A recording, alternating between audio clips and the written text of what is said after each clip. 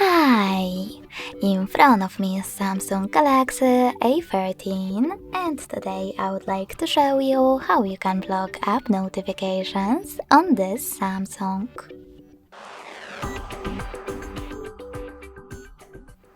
First of all, go into Settings and scroll down to access notifications. Then tap on App Notifications at the top and click on the switcher next to one of your apps from which you want to block them, like Gallery. You can switch them back on the same way.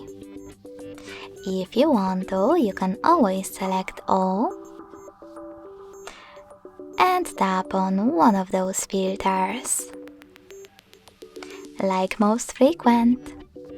Lastly, you can also just click on one of your apps and tap on this switcher next to Allow Notifications to switch them off or on. Thanks so much for watching. If you enjoyed this video, smash that like button, comment and subscribe. Bye!